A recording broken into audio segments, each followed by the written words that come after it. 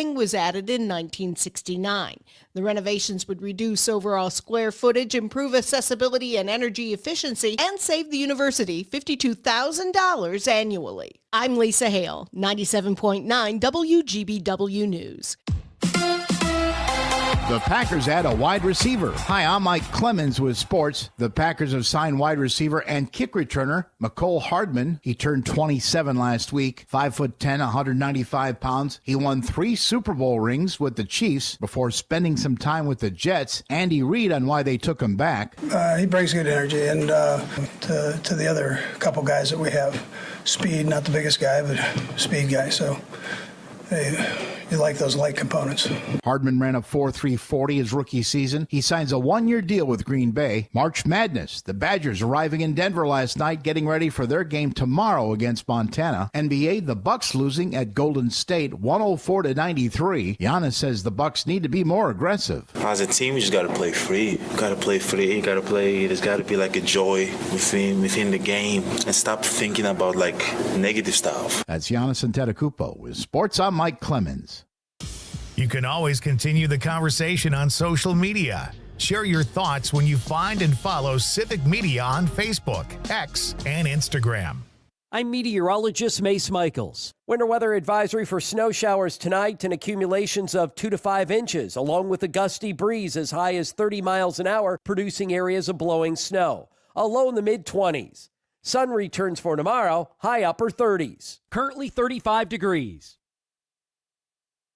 At Civic Media, we encourage active political engagement and remind listeners to think critically about political advertisements you may hear during this critical election year. Our stations are licensed by the FCC and are required to accept all ads for federal candidates. We also air state and local candidates as well as paid ads from issue and PAC groups. Truth is rarely as simple as any political ad may claim. So again, we urge you to think critically about what you hear in the spirit of promoting authentic and respectful civic dialogue.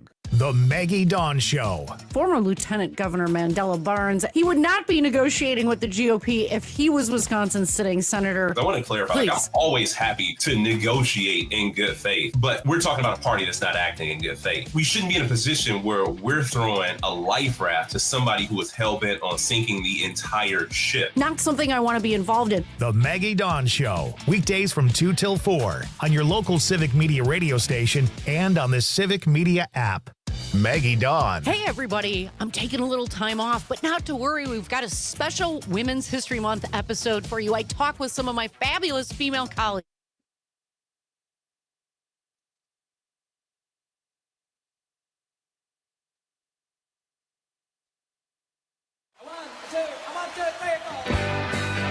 Broadcasting live from the Civic Media Studios in Green Bay, this is Nite with Pete Schwaba, your inside source on everything entertainment from Wisconsin to Hollywood. Whatever gets you through the night, it's all right, it's all right. And now, a guy who does his own stunts, Pete Schwaba. Welcome to Nite, ladies and gentlemen. Hello, Wisconsin. Did you guys enjoy spring? While it was here? It was here for a little while. Conrad, how you doing? I know you get extra bummed out by the weather. So yeah, it sucks. I have to check with you first because your mood seems to be affected, as does mine, by the weather. I'm not happy. I like being at the studio to do the show. I just feel more like with it, but man, is it crappy out. Yeah, it's not fun outside right now. What did you do to tick off Mother Nature? That's all I want to know. I had my windows like all the way open, like I had my big door open, my windows, and they're like, no. I don't think so. Yeah, it's still March. You thought. Oh, it's awful. I mean, it's just like, and then, here's what typically happens. Like I'll do something or I'll change my plans and then the weather isn't really that bad. And I'm like, oh, okay, I could have traveled or gone somewhere or whatever. But today, no, I decided early on, I'm not driving to Green Bay. And sure enough, it got really bad. So what are you looking at there? Give me your window weather forecast. Well, a little bit before it was hailing. I started hearing the cracks on the window. Okay. But now it seems like it's a mix of snow and rain right now. That's and beautiful. Love it. I think it seems like 15 degrees outside right now. Well, I'm hoping this show cheers me up as much tonight as we hopefully will cheer other people up given the weather and whatever happened during their day. It's great to have you with me here at Night Light with Pete Schwaba, wherever you're joining us from in Wisconsin. Hope you had a good day despite the weather. Sometimes, it's just best to stay inside and accept the powers that, what is thrown at us in terms of weather or circumstance. So let's talk about movies tonight.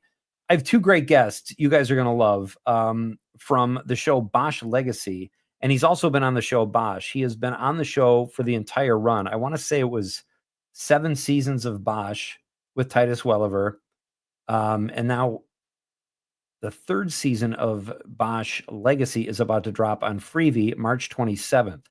So that's just a week away. Actor Scott Clace will join me at 6:35. He is such a great run. He plays Menk, the watch commander of the Hollywood station on Bosch. And it's just a great cop show. It's one of my favorite all-time cop shows. If you haven't checked it out, I highly recommend it. I've gone through the whole series twice.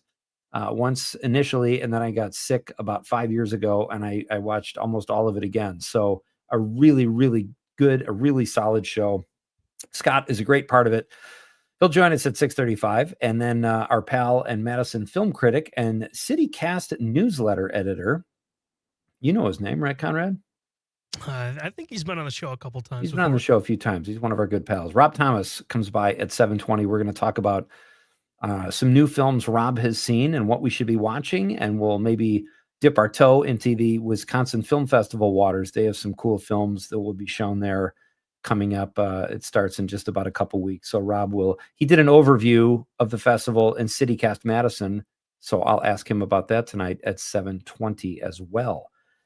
In the meantime, I have to say, this is an exciting week, and it feels like spring right now. And I know people probably aren't thrilled with the snow, because even people who like snow and like the outdoors, you can't really go snowmobiling in crappy weather that's not going to be here that long. Like, the snow is not going to last that long.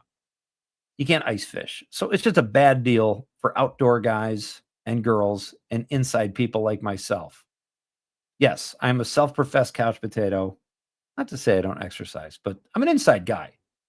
So what? Let's celebrate that tonight on Night Light. We got some good conversations, some good interviews, and some good clips. And we're going to talk right now a little bit about a big game happening tomorrow. Conrad, how do you like the Badgers' chances? I love the chances tomorrow against Montana.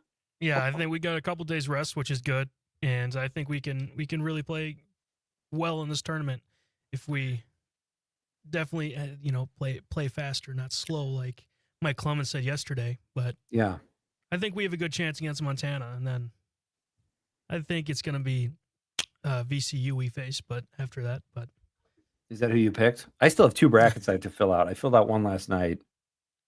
You don't even want to know how many brackets I filled. Well, this is, what are we doing here? You can tell us. This is radio. If it's a crazy amount, I can tease you about it. And if I don't think it's a crazy amount, I can tease you about that too. How many? I think it's up to the 30 now. Dude, you're a maniac. You filled out 30 brackets? I'm trying to be that one person that gets it perfect. That is incredible. Yeah. Now here's what you got to tell me too. Now tell me that you filled out all of them are the exact same, like buying the same lottery ticket. Yeah. I actually did one where all the lower seeds win. Just for kicks? And then there's another phenomenon that hasn't happened yet, and it's the bracket was 0 correct wins. That's never happened? Yeah. No one has ever had a perfect, and no one has ever had an unperfect.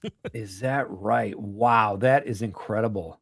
I think they should get $1 million for getting 0 correct, to be honest. For being an absolute loser. Yeah, you should get some money for that. I agree. Yeah. But the Badgers play tomorrow. I think it's at noon, if I'm not mistaken. Does that sound right to you? 12:30. Okay. Yep. So it's good. We'll get to watch it. I'll get to watch it while I'm prepping the show. Hopefully the roads will be plowed by then and I can be in Green Bay tomorrow night. But either way, it'll be good to watch the Badgers. And it gets me thinking every year at this time, folks, how great the NCAA, what can I say and what can't I say? I can say the big dance. Yeah, the big tournament. We just can't use the words right? Yeah. Okay. So if I were going to go out marching in the madness of this storm. No, I think, folks, that I think this is the greatest sporting event that we have of the year, hands down. And I'm going to tell you why after we introduce our question of the night. Let's talk about the question. Okay, question. Question. Question. Pregunta. Question. Question. Okay, I have a question. Questions? This question. Domanda. Question. Question. Questions. What? Very important, folks. What is the best sporting event of the year? The best sporting event. And I'm saying that as we enter the NCAA tournament, which kind of technically has already started. There's another play-in game tonight, right? Yeah, one's going on right now. I think it's the 2 16 seeds. Okay. And then later it's Texas and I can't think of the other team. Like 2 11 seeds or something, right? Yep. Right? Like, okay, so technically the tournament has started, but to me, this is the best sporting event. Yeah. Hands down. The Super Bowl can be great. It isn't always. Sometimes it's a blowout. Sometimes it's just not that exciting. More often than not, I would say it's fun to watch. It's exciting. But it's one game. If it's a clunker, it's a big letdown. The World Series can be a sweep. Somebody might win 4-1, 4-0. Maybe you get a game 7 that goes into extra innings or whatever. Maybe for that year, the World Series is better. Same thing with the NBA Finals or the NHL. The Masters, I guess, can be exciting. Not personally to me, that's not my thing, but I get why people like it and why it can be so exciting and come down to a putt. The Indy 500, maybe. But the NCAA tournament, to me, is easily the best sporting event there is.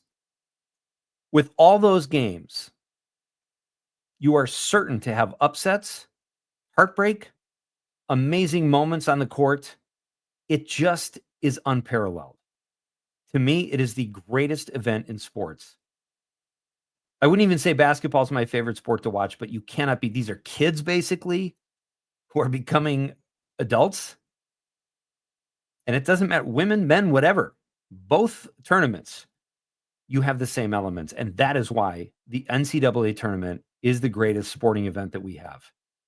Fight me on it if you want. I'd love to hear what your reactions are. 855-752-4842, 855-75-CIVIC. What is the best sporting event? That's tonight's question. Hey, man, what do you say? I totally agree. The NCAA tournament is always my favorite time of the year. Tough to beat. It brings some of my friends together. I always have a big pool with my friends. So it's always fun to fill out and just kind of see what they think and stuff like that. But some of my best memories are in high school. The teacher's like, all right, today we're gonna do a lesson, but on the smart board over there is gonna be a game. Because they were really into the tournament. Yeah, I had one teacher that let me eat lunch in his room, so he had it on the smart board, and I'd watch it in his room for lunch. Yeah, it was some of the best moments. And I mean, the women's tournament's getting pretty good now too. Absolutely. UWGB is back in it. Are they? Okay, great. Yep. And, you just reminded me, I was going purely from a sporting event aspect, but the community and the camaraderie you have with your friends. I remember going out after NC State beat Houston, humongous upset in 1983. Me and my buddy Tony went out and shot baskets for 2 hours. It was just a gorgeous spring night, and it was like one of my favorite memories. Then in college, you sit around and you watch the tournament for 4 straight days in week 1, and then you keep watching it. Yeah. When I was on the road with the other comics, I'd watch it. Now I watch it with my son and my daughter. It's just a great gathering event too. So that's a great point you just made. And some of the memories you have just watching this tournament, to me, by far and away, the best event in sports. But completely open to other opinions, would actually welcome them. So tell me what your favorite sporting event is. What is the best sporting event or your favorite? 855-752-4842. You can text us on the app. It's very easy to use. Just go to any one of the stations on Civic Media and click the text icon. Conrad, how can people reach us on the stream? Yeah, so if you go to Facebook, we're under WISS, WGBW, or Nightlight with Pete Schwaba. On YouTube, it's Civic Media or WGBW. And on Twitter, it's Civic Media or WGBW. Love it. And if you're there, if you're at one of these platforms or Facebook watching, give us a like or a follow. We'd love to get those. Always nice to feel appreciated. And give us your text. Folks, you guys are as much a part of the show as anybody because it's so fun reading your texts. We've had a lot of fun. And this is not a food-related question, Conrad. We're putting ourselves out there tonight. Yeah. But I think the people will speak if they're not already watching the amazing NCAA tournament. Scott Clace from the show Bosch Legacy is here in just a few minutes. Rob Thomas in the second hour. When we come back, we'll read your texts and a very funny clip that involves, I can't believe I'm doing this. I found a clip that involves Gary Oldman and farting, and we're going to play that next. This is Pete Schwaba and Nightlight on the Civic Media Radio Network.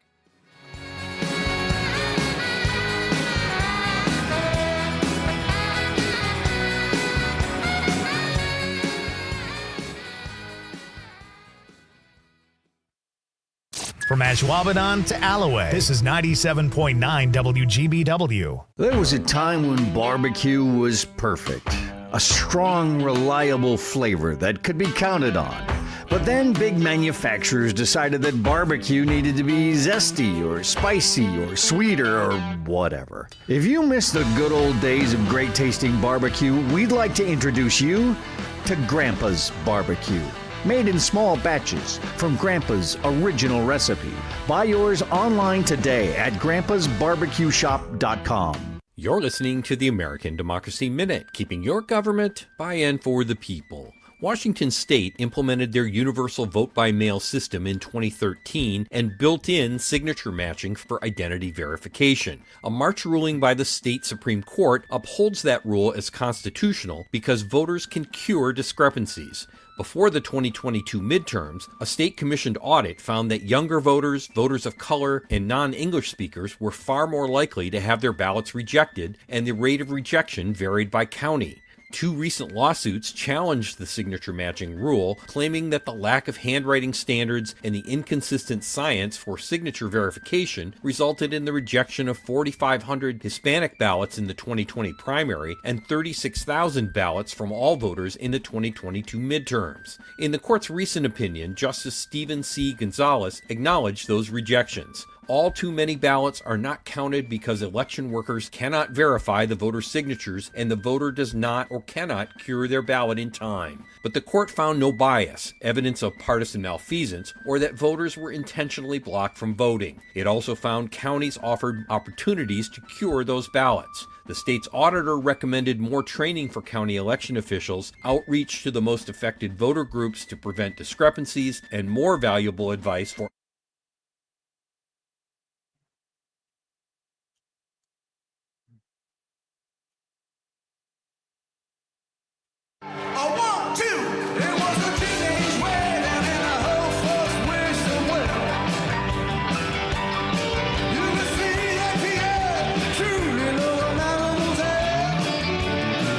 Steve from Florida. Our question tonight is, what is the best sporting event? I say the NCAA tournament, hands down. Conrad says the NCAA tournament, hands down. We both like it because of what it does for sports. The actual sport and the games are amazing. But as he pointed out earlier, just bringing groups of people together to watch the tournament, it's such a great event. It's like a constant Super Bowl party. Yeah. And you know what? I'll say this. It's that first weekend that's the best. Mm-hmm. You've got 32 games over the first 2 days. And there was a year like maybe last year or the year before where there were not as many upsets. And I was kind of bummed. It seemed like kind of a downer, but it still wasn't. It was still amazing. And so even in an off year, the tournament is great. But it's an absolute blast. So that's our question tonight. What is your favorite or the best sporting event? 855-752-4842, 855-75-CIVIC. Corey from Watertown says the rolling of the wheel of cheese is the best sporting event. I'm not sure what to do with that. You know what he's talking about, Conrad? I don't Corey, know. we need some help with that one, buddy. The rolling of the wheel of I don't know if that's a metaphor or if that's actually some kind of sport that exists, like cockfighting, that's like under the table or something that I don't know about. So let us know, Corey, what you're referring to there. Brian from Green Bay says Olympic luge and skeleton. The Olympic luge. All right, that's interesting. I will say, like, I like all of those, Olympic events. Watching the gymnast is incredible. Some of the things they can do are more impressive than a guy catching a pass or even hitting a baseball. I cannot believe what they do with their bodies. And I have the ultimate appreciation for that. However, I kind of watch it for a few minutes and I'm like, they can all do it. This guy's doing it just a shred of a hair better than that guy or that girl. So they get a little bit better score. It's a competition, but not necessarily head to head. So I totally appreciate what you're saying, Brian. I like all those sports. And you could argue the Olympics too, maybe outshine the NCAA tournament. The Olympics are once every 4 years, but that's a good argument. Monica from Mount Horeb says the Lucha Libre Mexican wrestling, very entertaining. You've ever watched that, Conrad? I've seen the movie. Nacho Libre? Jack Black. That's not Lucha Libre. I haven't seen. Look, there are no right or wrong answers here. It's whatever you like. So I actually love these answers. The luge. How about the 2-man luge? You think that gets a little awkward sometimes? The 2-man? Laying on another dude? I think they're more used to upright, it. though. I think they're probably used to it. Probably. Brian says, I sold beer at the Kentucky Derby a couple of years. One time I was close enough to have mud kicked on me by the horses. That was amazing. I've heard that from a lot of people at the Kentucky Derby. I've never been there, but it's like, what do they call it? The most exciting 2 minutes in sports or something like that. And for 2 minutes or however long it lasts, you are going to get a bona fide fun event because it always comes down to the wire, but it's so fast. That's why I would argue maybe it doesn't compare to the tournament, but phenomenal. Because I've heard I have friends that go every year. They absolutely love it. More for the atmosphere too, but the horse race is definitely very exciting. Steve from Florida says the best sporting event is if any one of our Wisconsin college teams are in the finals. The Green Bay Packers in the Super Bowl, Milwaukee Brewers in the World Series, and the Milwaukee Bucks in the NBA Finals. No question about that, Steve. When your team makes it somewhere, it's great. Although I need more from the Badgers. They got so close in 2015. Hopefully that's not as close as they ever get. Yes, I would enjoy that more than I would the tournament as a whole. However, thinking without bias here of my teams, the event as a whole, as it stands. Sounds like your dad's kind of agreeing with me, though, Conrad. Yeah. Did it ever frighten you how much your dad and I agree? I don't know. Not frightened, maybe? Not really. Would it be weird if he and I started palling around, and all of a sudden the guy you work with hangs out with you? Flying around all the time, palling around by having flights. That's right. Jim from Appleton says the NC2A, both men's and women's, are the best. The only sporting event that comes close is the World Cup. Yeah, okay. Men's and women's, lots of intrigue, plenty of upsets, so much drama. Yeah, he makes a good argument there. World Cup's a pretty big deal. Again, it doesn't have the franticness of the tournament. The one and done, all these games, I don't know. Ed from Madison says, I agree with you, but in second place anytime there is a game 7 in MLB, NBA, or NHL. Yes, Ed, no question about that. A game 7. I will watch a game 7 in any, I don't really follow hockey ever. NHL, Stanley Cup playoffs, game 7. I'm watching that. Love a game 7. Great text, folks. Keep them coming. What is your favorite sporting event?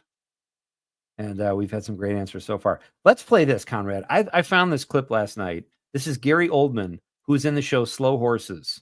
He plays a despicable bureau chief who runs the Slow Horses. They're kind of like MI5 outcasts, and he's a slob, and his character farts all the time. It's very funny. And here is Stephen Colbert interviewing Gary Oldman and asking him about that. Do you think any of your previous characters, any of those performances could have been improved? bypassing gas, because I have here an example. We took some of our favorite performances of yours and added that undefinable Jackson Lamb quality. Here we go. And I bid you welcome, Mr. Harcourt, to my house. Goldman can't stop laughing. I want you to listen to me very carefully, Harry.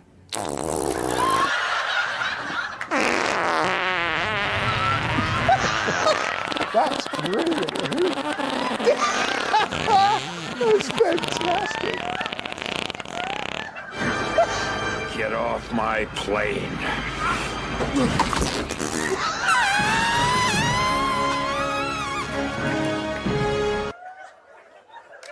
Any regrets of holding out this long? Before adding that je ne sais quoi to certain characters? Oh, God.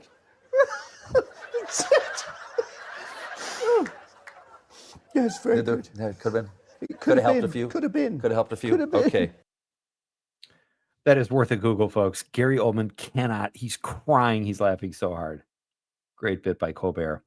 All right. We are coming right back with actor Scott Clace, one of the stars of Bosch Legacy. Rob Thomas joins us later in the show. We'll be right back with Night Light with Pete Schwaba.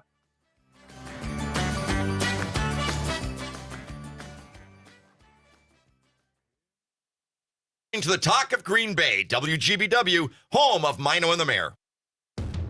Enjoying this local program? Find the complete Civic Media lineup at civicmedia.us or the Civic Media app.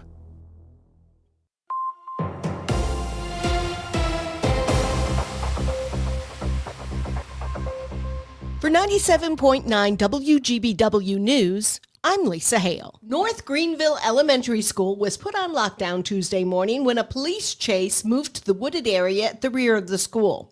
Outagamie County Sheriff's officials say they were initially called to a hit-and-run crash on Highways 76 and 15 in Greenville. One of the vehicles fled and was seen pulling into the area near North Greenville Elementary.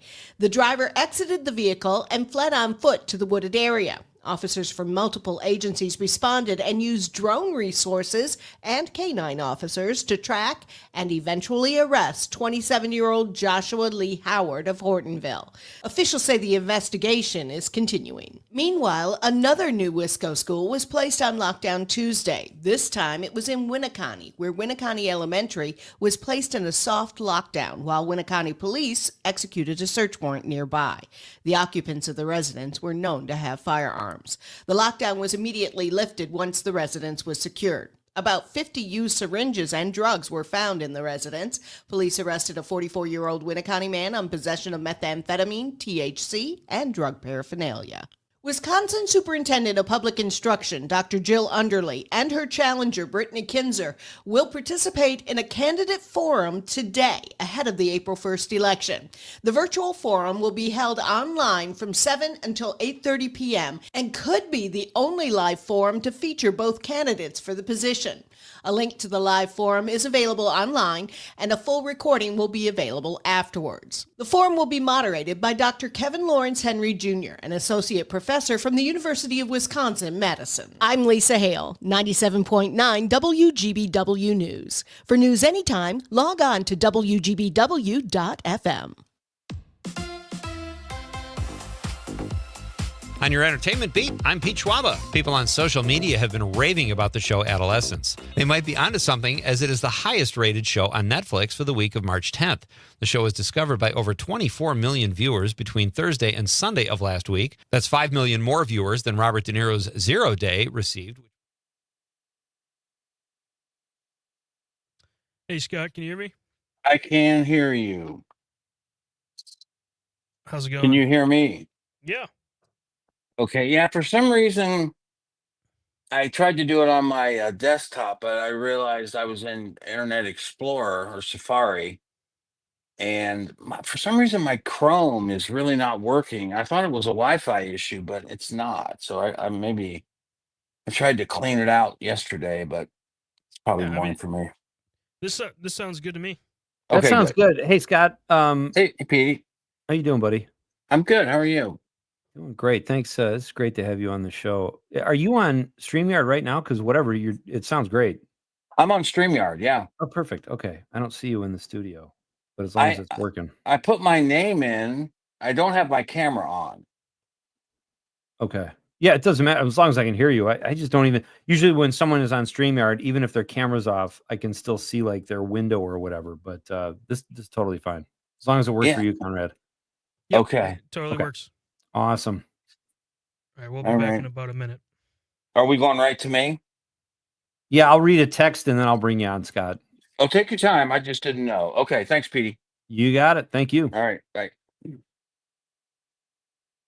Strategy and make an impact. Quality Roasting, a local soybean processor since 1991. Call today 920-775-9279 to sell your soybeans. You still thinking job change in the new year? Yeah, I need something that's in high demand and more stable in this economy. IT? Yeah, cybersecurity, maybe even AI. That's what I did. Really? How? Went to My Computer Career. You don't need any prior experience, and you could start your new career in a matter of months. A lot of IT pros go to school there, too, to level up. Sweet. Are classes online or on campus? Both. Wow, I'll check it out. Thanks. Make this your year. Take the free career evaluation now at mycomputercareer.edu. Financial aid is available for qualified students, including the GI Bill.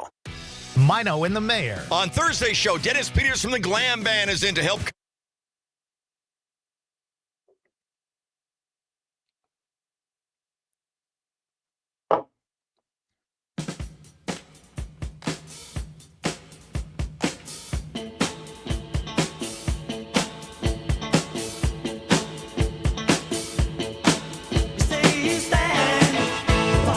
So, in response to our question tonight, what is the best sporting event there is? Conrad and I both say the NCAA tournament.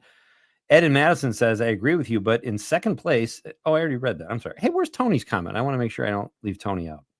Yeah, I sent that to you. Oh, you did? Okay, got it. Okay. Tony Zimmerman says on the stream, the NCAA tournament is so good, it ruined the regular season. He also says, I really like the MLB playoffs. The series format builds the intensity. No question about that, Tony. And that's a great point. You know, I still think it's worth it. I still think the tournament, even if the regular season isn't as exciting, I still think the tournament is the best. But great comments. Keep them coming, folks. We love to read your texts on the radio. Rob Thomas, Madison film critic, is coming up in the second hour to give us a preview of the Wisconsin Film Festival and talk about some new films he's seeing and reviewing. Always fun to talk to our pal Rob. And right now, I'm very excited to welcome my next guest. He is an actor on Bosch Legacy. And before that, on the entire run of the show Bosch, he's got over 100 credits, and he's an excellent actor. And he joins us now over the stream on Nightlight, Scott Clace. Scott, how are you, buddy? Petey, my friend, how are you? I'm just sitting here looking at my brackets, my friend. I was going to start with that with you. I wanted to ask you this question. Yes. And I have a feeling I know what you're going to say. I know you're a big Ohio State fan. I am indeed. What is this your favorite sporting event of the year, the tournament? It absolutely is. It absolutely is. Everybody does brackets. I probably do 3 or 4 of them through various, companies or whatever. But a friend of mine, do I have a second to tell you Absolutely. this? A friend of mine started a pool, I don't know, probably 10 years ago. I've only been in it for about 7. And what you do is you pick 10 teams. Of the 64, you pick 10. And each time one of those teams that you picked wins, you receive the number of points they are seeded, which I think is a fantastic format. And just to make sure people just don't pick long shots, if your team makes it to the finals, you get 10 points. If they win the whole thing, you get 20. And it is just the you have to pick some 13 seeds and some, because if you just pick all ones, they could win every game and you'd only have a total of like 16 points. You know what I mean? And the winner usually, go ahead. No, I was going to say it forces you to take some underdogs or pick some upsets. For sure. For sure. I mean, you have to do more than one entry because a lot of times you're out of it by Thursday evening of the opening weekend, because you can only pick so many 10, 11, 12s, but lately it's like so many upsets every year that it's wild. It's a lot of fun though. I really look forward to it. And it's funny. We were just talking about this, Scott. Like, I like the first weekend, even though, ones are playing 16s, threes are playing 14s. It's the upset and it's the amount of games. It's just I a know. frenzy of hoops, and it's so amazing. I got Um, 4 DVRs going. I'm trying to. I record every game, and I have like I cut out like little pieces of cardboard, and I put it across wherever the station I'm on has that crawl that tells you all the scores. So I Right. block that so I can't even see it, so I can go back and watch the game and not know who won. Oh my That's how God. crazy I am. That's maniacal. I love it. I did. What is that called, Scott? That system you just told us about where you get points. Does that have a name, or where could we find out more A information? friend of mine's brother started it years Oh, ago. okay. And he's got Excel sheets. When he sends you everybody's entry, because after the, opening day or whatever, the games start, he sends you a list of all the entries and the teams of the people and the teams they took. And we're talking about easily 3, 4, 500 entries, and it's $25 Wow. per entry. That's probably, I hope I'm not going to mention any names, but the guy is just Excel Microsoft whiz, and it's Yeah. just so much fun. It truly is a lot of fun. That's so great. You when we hung out a lot when we were younger, or when we had kids in school, I saw some really cool pictures of you. You played college basketball, Scott. I And did. that's weird when you see, like, I only knew you at that point as an actor, and I was, obviously we were friends, but I was a huge fan. And then I saw you in this picture, and you had this huge mop of hair, Dude, my and hair, God, it the was like a short. It I had a was bale of awesome. hay. I had a bale of hay on my head. Literally, if I went underwater at a swimming pool and I would come back up, the water would just roll off the top layer. It wouldn't even get wet. It was ridiculous. But Where yeah, I did played in high school in Columbus at one Okay. of the bigger schools, and then I was okay. I went to a smaller Division 3 school, but I was one of two freshmen on the varsity my freshman. I'm sorry, one of two freshmen on the varsity. Yeah, my first year. Wow. But believe it or not, I had started acting a little bit in high school, and there came a point in my sophomore year when I got the lead in the play, and the coach called me into his office, and he's like, "Dude, you can't do this play. You're gonna Oh, miss." wow. It wasn't during the season, but college sports, I've learned they just run all year long. They're Yeah. always in conditioning, they're always having meetings, they're always doing all kinds of stuff. And I kind of thought to myself, I'm never ever going to make any money playing basketball. Hmm. I maybe have a shot at this other thing. And so that's kind of what made the decision for me. Well, you made the right choice. Let me put it this way. When you played, could you dunk? I was very close a couple times. I really was. I was 5'10", and I could get my whole hand over, but I just couldn't get it. No, to answer your question, no. That's a You long-winded way of The saying no. problem is you can't palm the ball. I was like an even 6 feet, and if I had the right sweat amount and I Right, had like a volleyball, I could get it down. I could dunk, but right, you can't right. do that in a game and say, "Throw me that volleyball real quick. I'm gonna throw this thing down." And I Right. was second string anyway, but it's funny you say that because I was into theater too in high school, and my basketball coach, even though I was like second string, he knew how much I liked it, and he said, "How come you weren't at the open gym last night?" I said, "Well, I had rehearsal for Windsor Players," and he goes, "Well, that's not making you any better at basketball." And like, as a That's not helping your 16-year-old jump kid, shot. yeah, I didn't even know how to take that. I'm like, "Are you telling me not to do that?" And I like, know. this is Yeah. crazy. So how did you make the jump, Scott, from, you're acting in college, you're playing hoops in college. When did you start acting? You must have started right around that point, I'm guessing. Well, I had, it's really weird. I hate to tell long stories, but you know what? Let's just do it and you can cut me No, off. go for it, man. Um, the high school I went to, my freshman year, it was a brand new high school. We had one high school in my town, and it had grown so large that they had to open up another one. And my freshman year, because it was a new high school, they didn't want to break up that year's senior class, and so all the seniors were still at the old high school.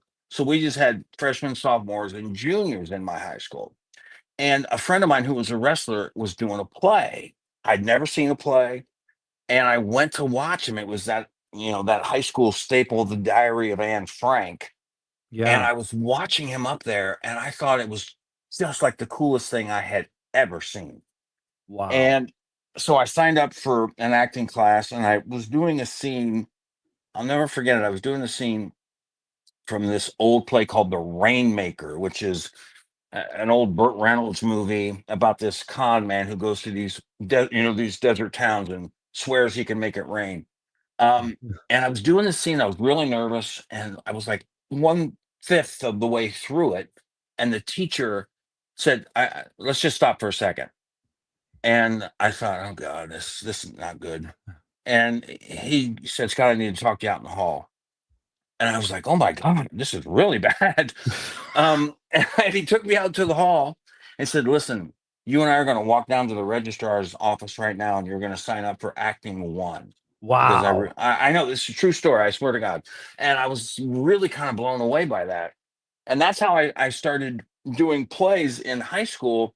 But I thought like all high schools were like mine. And when I went to college and started nosing around the theater department, that's when I saw that it was a lot of, alternative kind of kids. I mean, I was doing plays. We were all jocks, for God's sakes. In my high school.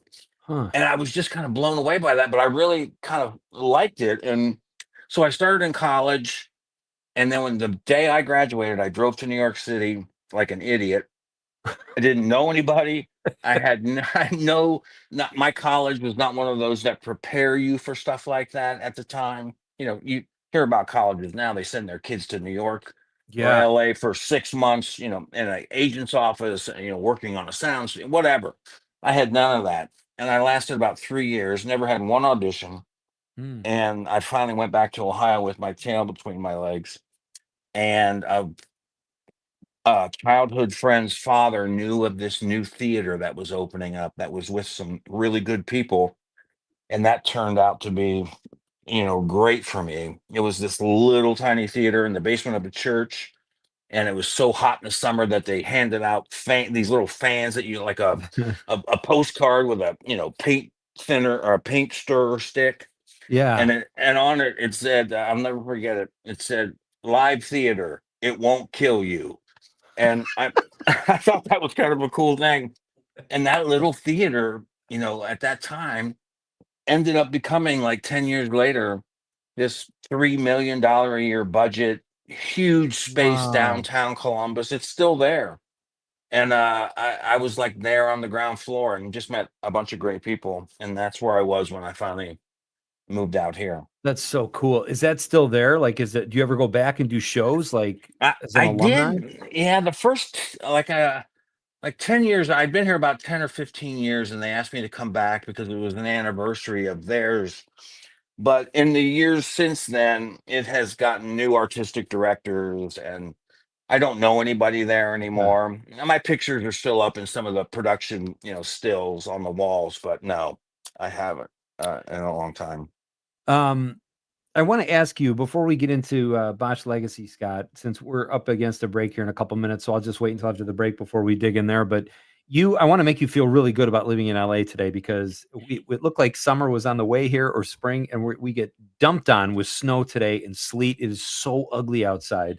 Is it really? Yeah. So, you made the right decision, is what I'm saying, at least to avoid this one day.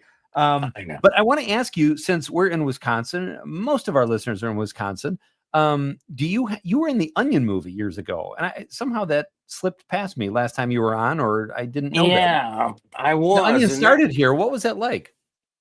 I was really hoping it was going to be something. I think, unfortunately, the guys who were directing it, and they couldn't have been nicer. They were great guys. They were actually pretty big names in commercials directing. Like a lot of guys get their start, Right. And I had done a couple of commercials for them, but for whatever reason, when the movie was supposedly completed, they didn't have I don't think it was long enough. I think it was like, 68 minutes or something, or I Oh, don't know how wow. that happened. It was one of the very first things I did movie wise out here. I mean, I had some really funny stuff in it, everybody that was in it was great. I mean, we had some really nice big names in it, but it did come out, but I think it was kind of straight to video and didn't really make much of a, a dent, so to speak. That's crazy because my buddy Lance Barber was in a movie that those guys had done, and I like couldn't wait to see it because I love The Onion, and I saw the film and I was like, God, as funny as they were on paper, or at least with their publication, I just didn't think it translated to film for some reason, which was too bad. And I don't even know if it's the same guys. There are so many people who claim to have created The Onion. Who knows? But well, they had a TV show for a while. I don't know whatever became of that. I think it was like, okay. I think we're about ready for that the was break, a good. right? Yeah, I remember that show. That was a good. Yeah, don't worry. Ignore Conrad. I will take care of this, Scott. I am just so glad you are here, buddy. You talk as long as you want to. Scott Clace is here. He's from the show Bosch Legacy, and he's got a ton of other credits.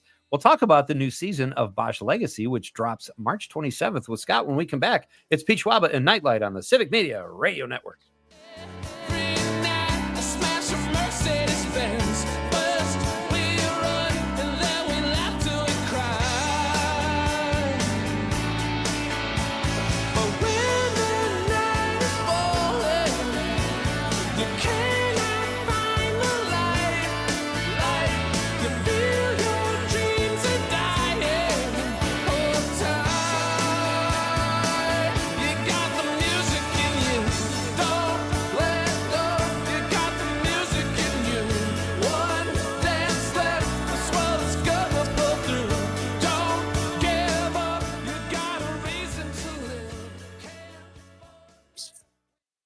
Green Bay, WGBW, home for the Maggie Dawn Show.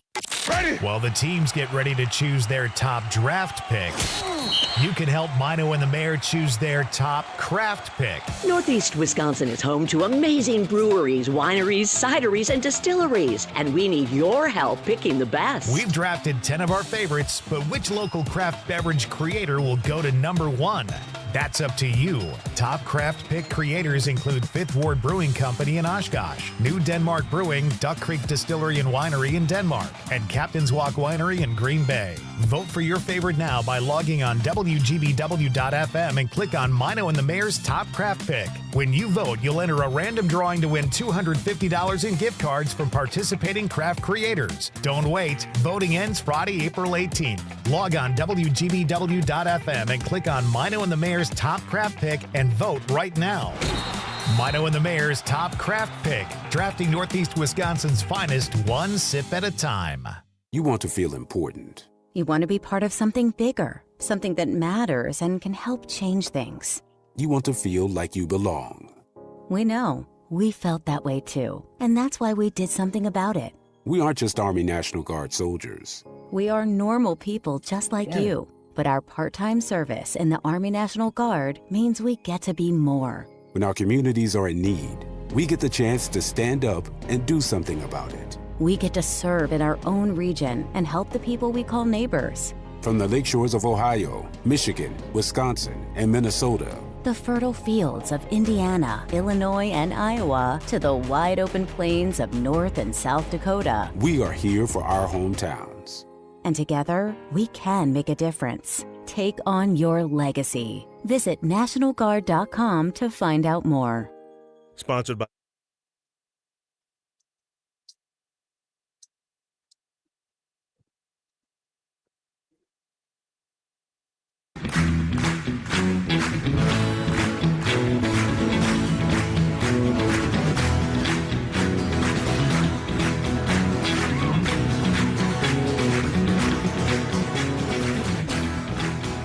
Jack from Merrimack says, my favorite athletic event of all time was watching the U.S. Olympic 4x100 medley relay team swim to gold in the Atlanta Olympics. It was before the bombing, so there was virtually no security.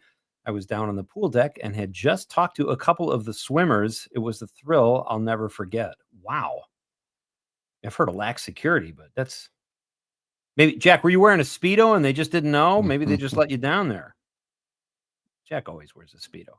I remember that. I was doing stand-up in Myrtle Beach in 96, and my wife and I were just going back to the place they put us up, and I heard someone yell on the street, a bomb went off at the Olympics. One of those times you remember exactly where you are in history. AJ from the 608, she says, "Hey, Pete and Conrad, I love Badger women's volleyball. I also love watching the Packers and Badger football, but the volleyball is super exciting to me." No argument there, AJ. They have a great team, too. So keep those texts coming, folks. Rob Thomas is here at 7:20 to talk about movies and a little bit about the Wisconsin Film Festival. I'll be hosting a really cool Q&A down there this year that we'll talk about as well. Right now, my guest is my pal Scott Clace. He is one of the cast members of Bosch Legacy, and before that, Bosch. Scott, season 3 drops March 27th. I can't believe how much I've enjoyed this show. Oh, man. It was one of those things, like when I saw that you were on it, I was like, oh my God, Scott's on it. And then later, Jamie McShane, our friend, was on it. I'm like, this is such a great show, and it's got a couple of my pals in it. And it's just, I absolutely love it. Tell us about season 3, if you can. Yeah. What can I tell you about season 3? It's Bosch Legacy for me was kind of a surprise. Like initially, if people remember when Bosch, the mothership, ended, Harry basically quit the LAPD, turned in his badge. Right. And they had told me, Michael Connelly had told me that they were going to be doing kind of a spinoff of it. And I did not think I was going to be involved because they weren't going to be in the precinct. And I was pretty much only in the precinct. And the first season, I think I maybe did 2. And those both felt like almost like gifts from them to me, because I didn't have a lot to do. It was like walking out to my car in one of them. But it was just kind of a nice thing for them to do for me. But then all of a sudden in season 2 of Bosch Legacy, I was in like every one of them. And I was just so shocked and grateful. This is going to sound terrible, but we shot season 3 so long ago. I kind of really? remember what it's about, but my stuff is pretty limited to Maddie, who, his daughter, and Who is a now a little cop. bit with Titus. Yeah. Correct. And that's how I was able to kind of still be a part of the show. Nice. Was they're still in the LAPD. I know I can tell you that it's really good. And I know Harry gets into a little bit of trouble. And but that's Harry Bosch for you. He's always always in hot water of some kind. And that's why it's kind of it's been such a good show. I like that he's kind of an anti-hero in a way. But did you say before you were talking with Michael Connelly, the author of the books, is he that involved in the TV show? Oh yeah. Oh, Yeah. wow, Michael was nice. very involved. And I'm not sure if he is involved as much in Bosch Legacy as he was in the original, but he's still very involved. Like I see him on set, and he's very good about coming and talking to the actors. He's a really great guy, man. I tell you, he's. I really think the world of him. That's one of the hard thing, and of course this is our last season. I don't know if you heard that of Bosch Legacy, which we didn't know. And it wasn't, I don't want to cause any controversies because there's been enough of that around here. There's a whole petition started. I think that's up to like 30 or 40,000 signatures now. Whoa. The producers have kind of echoed, or voiced their sentiment. Titus has said, he was shocked and we didn't know. And so I know it's very the thing is it's very popular. It's the numbers are not the problem. I think the problem, as you probably know as well as anybody, has to do with like demographics. What's our audience? Is it young enough? Everybody's got to be young. So right. Um, Well, you're in I'm your not- late 30s now, or yeah, almost 40. Yeah. you play Scott Clace is my guest. He's one of the regulars on Bosch and Bosch Legacy. I love your role, Scott. You play Mink, the Watch Commander. Watch Commander is the coolest sounding vocation I've ever heard. And I loved it in LA Confidential when Ed Exley was the Watch Commander. Right. And you're at that same desk basically at Hollywood Station playing the Watch Commander. I mean, this has to be a dream role come true. It really, at first I didn't even know what a watch commander was. I thought a watch Right. commander was like that guy you see in NYPD Blue that's like at the front desk when people walk into the station Right. and say, "Now, what do you get out of here?" That kind of a thing. Um, I asked the producers at the time when we first started if I could possibly go over to Hollywood Station and hang out with the watch commanders, and they allowed it. It was one of the first times they allowed something like that. Oh, And so wow. I spent a couple of days over there, and I was totally surprised. They're in charge of the detectives, they're in charge of the patrol, you know. And the thing that is so great about Bosch and Bosch Legacy is Hollywood Station is an exact replica of Hollywood Station, and I mean exact. That's amazing. I was in there once, and I think we talked about this last time, and you said that. I couldn't believe it. I thought it was the actual. I was going from memory, but hey, can we keep you for a few more minutes, Scott? Of course, All right, fantastic. Actor Scott Clace is here. We'll have more with Scott, and maybe a surprise clip if we can find it for him after the news. You got Pete Schwaba and Nite hanging out with Scott Clace here on the Civic Media Radio Network. Since I met this little woman, I feel it's happened to me. And I'm telling you, it's too late to turn back now. 97.9 WGBW. Jane Matnair and Greg Bach. Coming up on the show, can the Trump administration impeach judges who don't do what they want? Jim Santel will answer those questions and more, plus sports and weather. Do not miss it. Matnair on air. Weekday mornings at 10. At National Geographic Society, we believe in the power of wonder. It drives us to explore, pushes us to see the world differently, moves us to action. And we believe that today, wonder is more essential than ever. Wow. That's why we're supporting a new generation of explorers to ask big questions, make breakthroughs, and bring the future closer. Wonder awaits. Will you join us? Visit natgeo.org/wonder. Local radio for you and your community. It's Civic Media's mission with stations across Wisconsin. Find your favorites at civicmedia.us. This is 97.9 WGBW Denmark, Green Bay's real news and great conversation, a Civic Media radio station. ABC News, I'm Dave Packard. The legal battle escalates over the Trump administration's deportation flights. The judge in the case now demanding more information about 2 flights over the weekend. The Justice Department's appealing a decision by a federal judge to block the Trump administration from deporting suspected Venezuelan gang members under the Alien Enemies Act, which means they can be deported without a hearing. The administration's lawyers say this is within the president's authority to protect the nation. They also maintain that the judge is not entitled to learn more about the men deported. ABC's Brian Clark. President Trump had his first call today with Ukrainian President Zelensky since their blow-up in the Oval Office last month. Zelensky agreed to a limited ceasefire between Kyiv and Moscow. With the ceasefire shattered in Israel and in Gaza, Israel says that it will continue attacks there until Hamas releases the remaining hostages. Amid growing fears over a possible recession, the Fed today saying it's holding interest rates steady. This is ABC News. Your news, conversations, and a whole lot of fun. It's all on your local Civic Media radio station or the Civic Media app.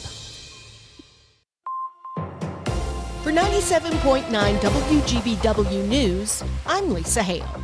The Green Bay Police Department reports a 1.58% reduction in overall reported offenses in 2024. They say there was a significant decrease in property crimes and fewer crimes against society. Now, crimes against persons, however, rose by 18% compared to 2023 numbers, specifically in the areas of aggravated assault, simple assault, and kidnapping abduction. Good news in crimes against persons comes in the homicide numbers, showing a decrease of 67%, and shots fired cases, which are down 37% in the city of Green Bay. Police now have the identity of the skeletal remains found in the town of Leon in Waushara County last week. The remains were identified with the help of the Waushara County Examiner's Office and the Wisconsin Department of Justice's Division of Criminal Investigation. Waushara County Sheriff Wally Zelke said the identity will be released to the public at a later date. The Wisconsin Department of Instruction has unveiled a new website to track federal funding impacts.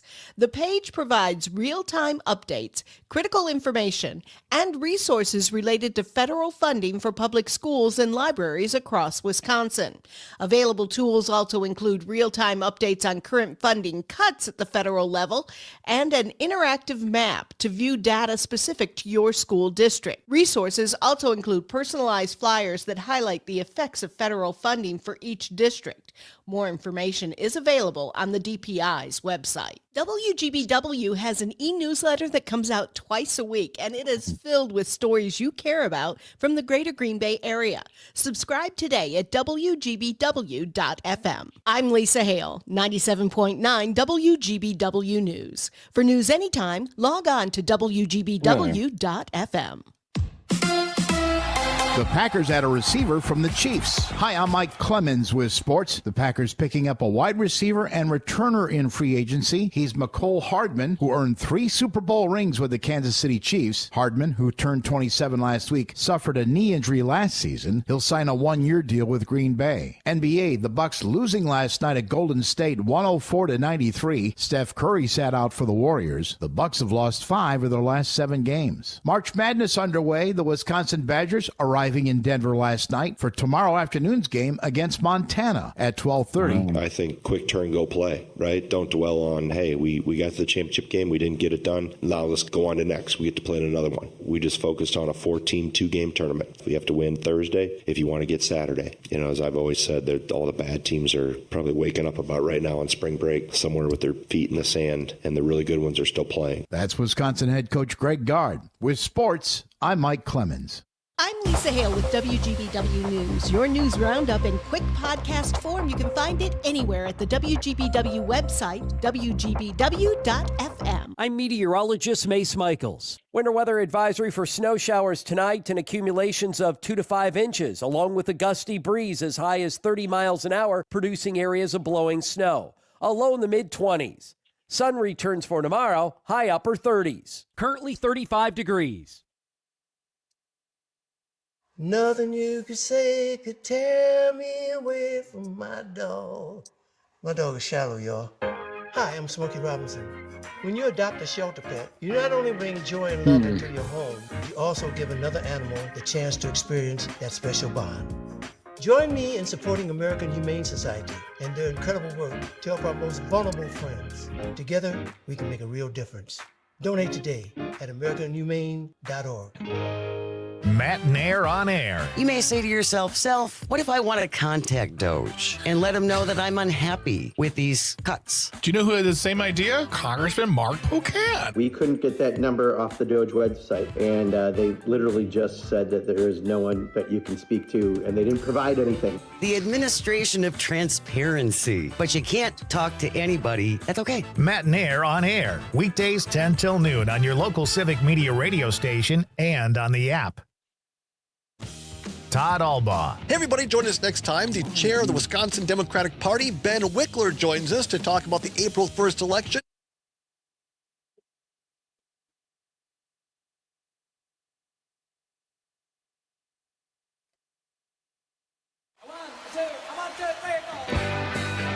Broadcasting live from the Civic Media Studios in Green Bay, this is Night Light with Pete Schwaba, your inside source on everything entertainment from Wisconsin to Hollywood.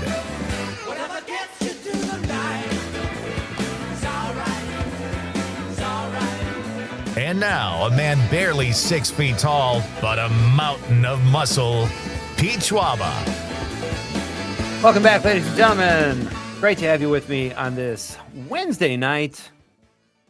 Sadly, I'm not in downtown Green Bay tonight because of the weather. Be careful out there, folks. It is ugly. Coming up in just a few minutes, Rob Thomas, Madison film critic, who is the CityCast Madison newsletter editor. We'll talk to Rob. He's one of our best pals here at Nightlight. And Bridget checked in on the text line and said the NCAA tournament is her favorite as well. So I would say the NCAA tournament is leading the way. Our question of the night is, what is your favorite sporting event? And Conrad and I both say the NCAA tournament. And Scott Clace, our guest, who is joining us from the show Bosch. It's not like he's on the set or anything. He's probably at home kicking back, stretching out for the tournament tomorrow, but he is with us as well. And that is also his favorite sporting event, too. So nice when the guests and all the texters and the host align. Scott, it's so great to have you here, buddy. It's great to hear your voice. I want to tell you that since I'm doing the show from home tonight, both kids happen to be home today. Oh, it's a spring Kate break. and Joe?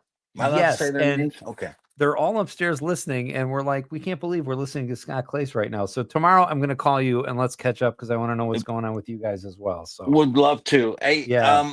Real quick, are you a Wisconsin Badger fan? I am. I grew up in Chicago for the first 12 years of my life, and I was an Illinois fan. And but I lived in Wisconsin for high school, and then I would come to visit here as a kid, and I just loved Wisconsin. I switched to the Badgers probably about mid-90s because Illinois ticked me off so much. Like, they got so close in hoops. They had some great hoop teams.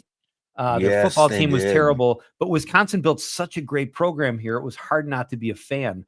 We can't quite get into the upper echelon like Ohio State is, but I'm hoping, maybe at some point. I think they have a really good team this year. I think they're going to be one of my 10 teams.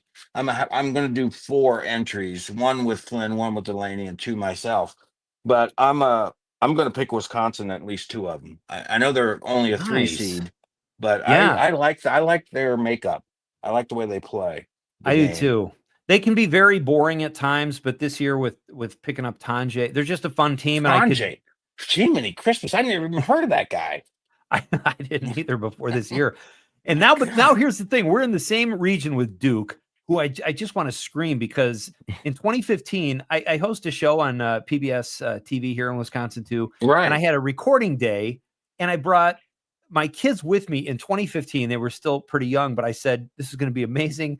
Madison is going to be insane. You guys are coming with me." And then they had the game and they blew it. And every year it seems like they're in the same region with Duke, and I want to pull my hair out. Well, I tell you, the only way they'll play Duke it would be to go to the Final Four. Yeah, they'd meet in the regional final. So, boy, that would be nice, though. I think they could they play really good defense, your Badgers. That's one thing that always bodes well in the tournament, if they can really get stops. So we'll see. Yeah, we'll see. And you know what? I'm not saying this will happen, Scott, but I do still have 4 years of eligibility if it ever came to that with the NCAA. If they need you. Only if they need you. I'm here if the phone rings. That's all I'm saying. Let me ask you something. Okay, so you're the watch commander. You play Menk on Bosch Legacy, which drops March 27th. Very exciting. Who have been some of your favorite actors? You have over 100 credits, Scott. You work with some really cool people. Who have been some of the best actors and directors you've worked with? Boy, that's a good one. Well, obviously, I'm a little biased towards one particular actor on Bosch, and that's Titus. Titus is one of those guys. I'd seen him a million times, but he's just, there's a saying, if number 1 on the call sheet, basically meaning the star, is a happy person, it'll be a happy set. And, that's one of the reasons we've been around so long. He sets the tone. He's very talented, but he's also just a talented human being as a person. Boy, that's interesting you say that because he plays such a good curmudgeon. You know what I mean? So the fact that you just said he's happy, I think Jamie McShane, who was on the show a couple of weeks, said the same thing about him. Like, people love this guy. Yeah, I mean, that's what my manager said when I first was offered the gig. I said, "What do you know about this guy?" She goes, "I don't know a lot about him other than he's got one of the best reputations in town." And I was like, "Really?" So, Jamie, boy, Jamie McShane. There's an actor who you'll see me with on this coming season, who I've been with before a few times. He came back for this season of Bosch Legacy. He hasn't been around on every season of Bosch. His name is Paul Calderon. Do you know Paul Calderon?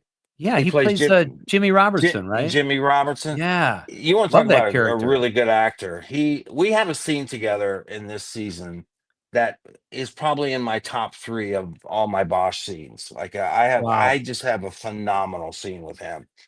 That's fantastic. even the producers and some of the other folks who were involved in editing and putting it together and see the shows ahead of time have called me and said, "Hey, you got to check that. It really turned out great." So I'm really excited to see that. He's been in everything. I mean, he was in King Yeah. of New York with Christopher Walken, and Right. Pulp Fiction. He's the bartender. Yeah.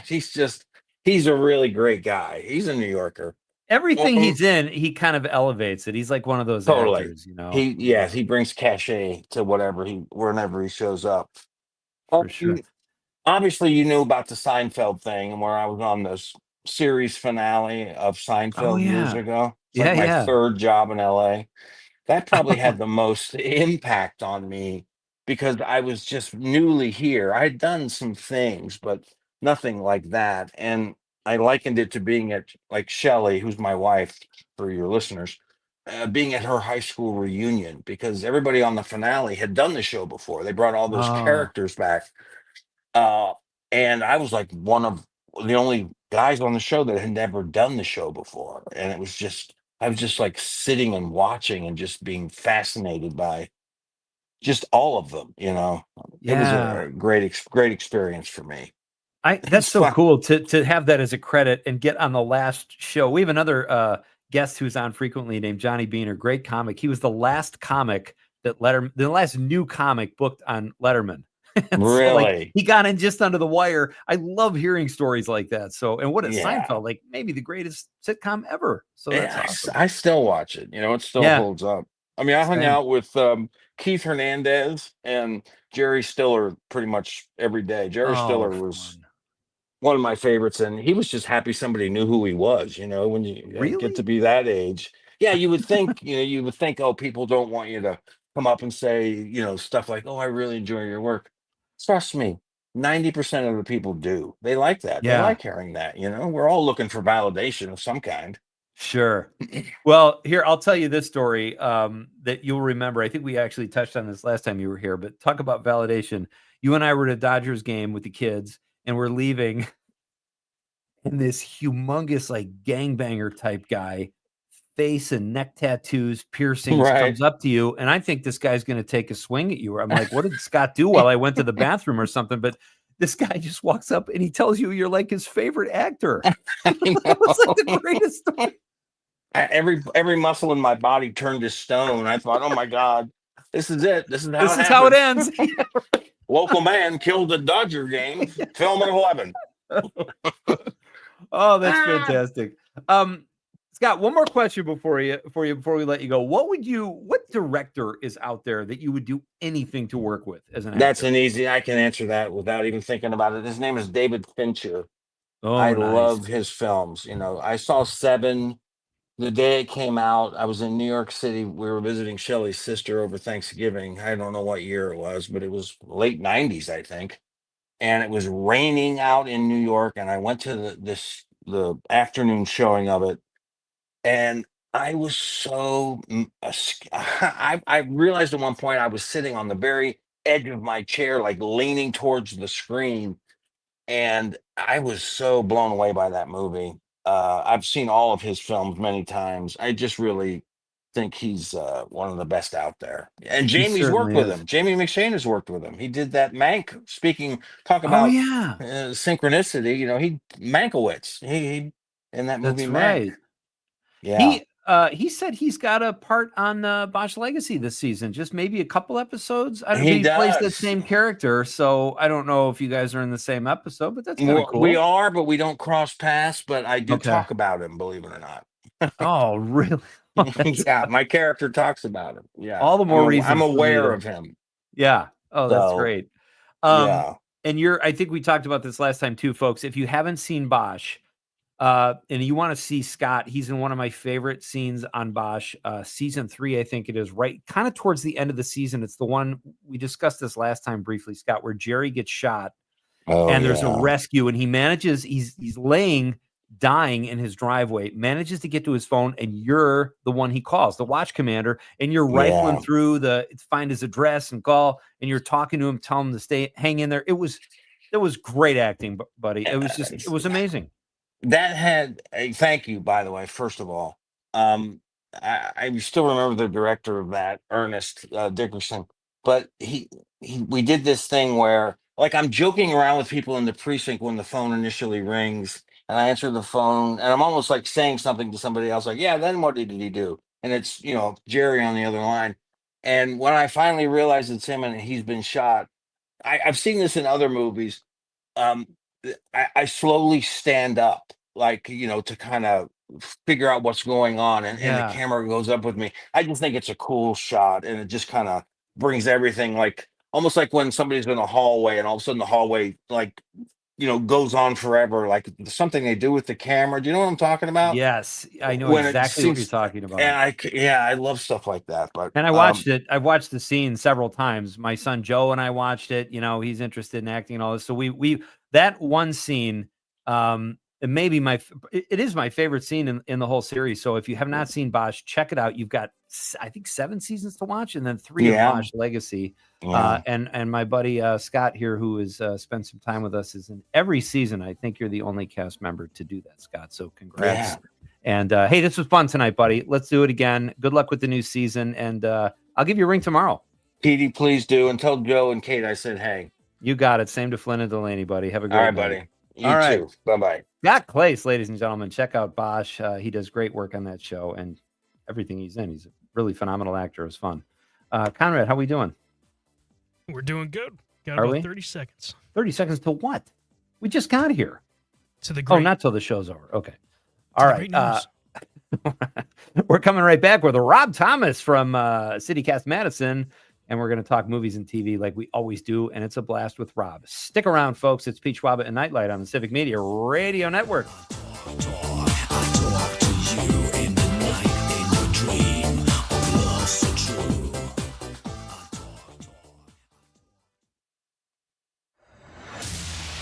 The talk of Green Bay, WGBW. Hey, it's Amanda with another new Visco 411 for you. And Laundry Love is back at it again with a new event on March 28th from 5:30 till 9 p.m. at the Coin Laundry on Military Ave in Green Bay. This event is free laundry washing for neighbors in need, and individuals can wash up to 2 loads, and each family can wash up to 5 loads with quarters, soaps, dryer sheets, all provided. This event is a first come, first served basis. So learn more by going to WGBW.FM and click events. Winter is out and winning is in. It's our Break into Spring statewide text to win contest on your local Civic Media radio station. Your daily shot at a Chula Vista getaway, Milwaukee Brewers club level tickets, or $100 cash. And every entry gets you closer to the grand prize. A brand new Verlo Queen mattress set complete with a mattress, sheets, protector, and pillows. Download the Civic Media app from the App Store or Google Play Store. Choose your station that gets set to win starting Monday, March 24th. It's time to break into spring with WGBW. Did you know there's a city in Wisconsin that goes all in on the idea of celebrating St. Patrick's Day for more than a week? Members of the Shamrock Club of New London, about an hour west of Green Bay, lead the festivities, which brings thousands of visitors to the area. But do you know what has officially kicked it all off for more than 40 years? Here's club member Ryan Lanning with the answer. The Monday of our St. Patrick's Week is we always have Leprechaun Day, and the leprechauns are responsible for changing the population signs symbolically from New London to New Dublin, and then they visit various schools and nursing homes, and we bring smiles more than anything, and we like to enlighten our community. That's part of what we're about, and truthfully, I think everybody looks forward to seeing us, seeing the green suits and all the mischief and shenanigans we like to pull. It's just a great time for everybody. Even the city council votes to make New Dublin the official name for New London this time of year.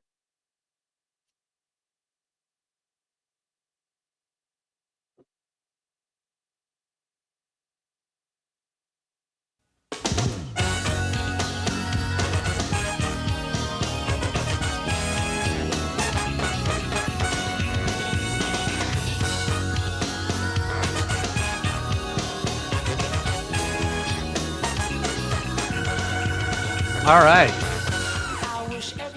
We are barreling through a really, really sucky spring night here in Wisconsin. Or maybe you'll love it. I don't know. I did just look out the window. It looks so ominous.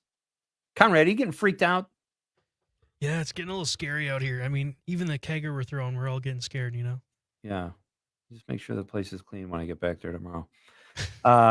Kate from the 715 says Olympic gymnastics. Answering our question, what is your favorite sporting event? That's a good one too. I don't know. It's another sport. I don't know how they do that, what they do. I don't even know how they practice doing backflips on a 4-inch beam. How is that possible? But again, I watch it. I appreciate it, but it doesn't have the freneticness or something that like the I said there's no wrong answer, but here I'm comparing everybody's text to the tournament, which isn't right either. So these are all phenomenal answers. Paula, Conrad's mom, checks in and says, I used to think golf was really boring to watch, but since I've been learning how to play, I enjoy it. The new TGL golf in the arena is also fun to watch. What's that, Conrad? It's like a huge simulator. Oh, okay. A massive screen, and they actually have like sand hit out of. They have a massive like putting surface. So Nice. yeah, it's really cool. It's on Mondays and Tuesdays, I believe. Sounds a little bit like Wii Golf, which I'm a huge fan of. You might have to check it out. I'm going to have to check it out. All right, let's move on here. Ladies and gentlemen, it is my pleasure to welcome to the show one of our favorites here. He joins us from time to time to talk movies and TV, and he does great work as a film critic in Madison and for the CityCast Madison newsletter, where he's the editor, and he joins us now. Rob Thomas. Hey, buddy. Hey, Pete. How you doing? Doing very well, thanks. How are you? I'm doing well. It is a little ominous out, but are you getting this in Madison too? Is it rain or snow? It turned a little bit to snow. It's a little icy out there, but it was just like I feel like it's been night all day. One of those kind of days. Yeah. Yeah. Kind of cozy. We had put like a dinner. good scary movie on or something and get a fire going or something. There you go. Yeah. Hey, it's great to have you. Do you have a favorite sporting event, Rob? Sporting event. Yeah, I like Super Bowl, golf, baseball, World Series, NCAA, that kind of thing.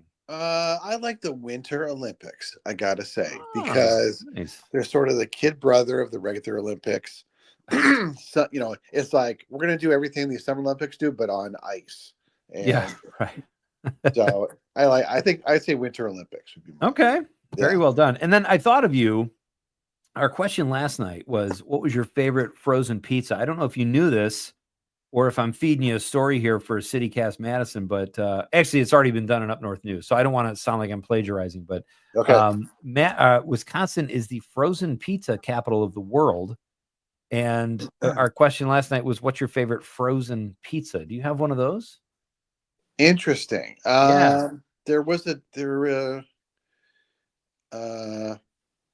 I think DiGiorno has a croissant crust pizza. That's a pretty good pizza. If we can find that, we'll get that croissant crust.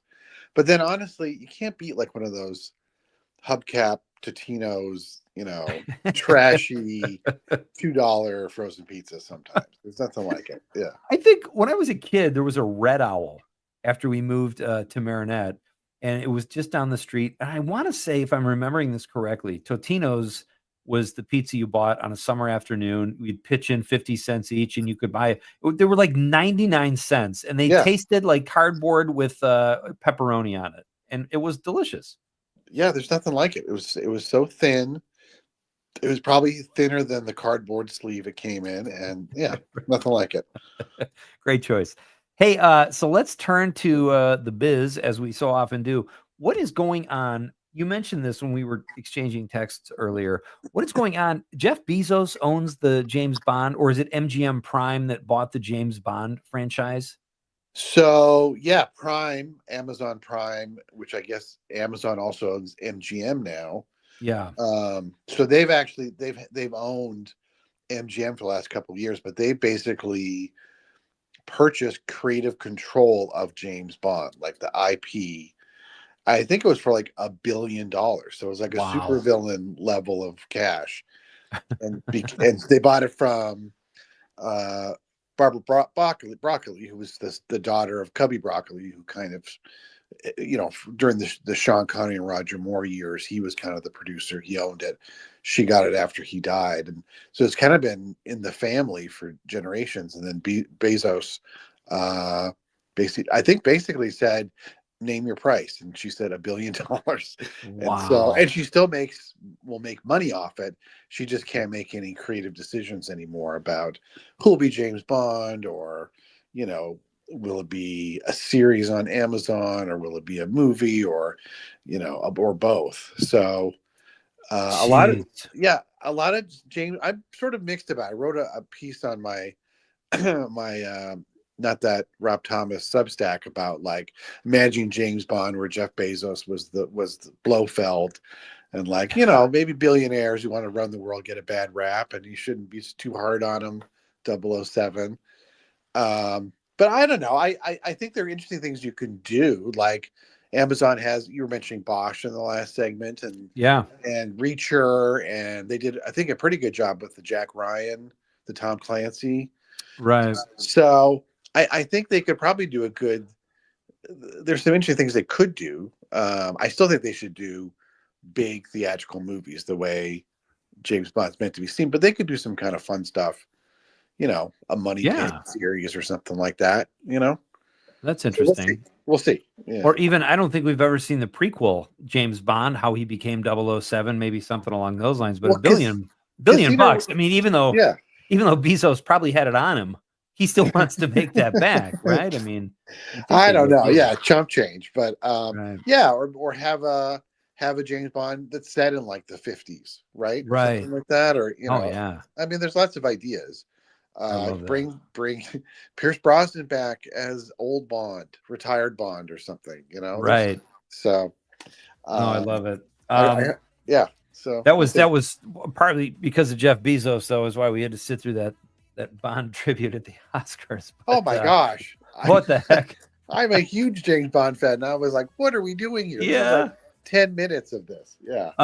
Rob Thomas is here, folks. We're going to do the news. Then we'll come back and talk to Rob about some of the TV and movies he's been watching. And we'll talk a little bit about the Wisconsin Film Festival, too. That's all coming up after Civic Media's news team keeps you informed. It's Pete Schwaba and Nite on the Civic Media Radio Network.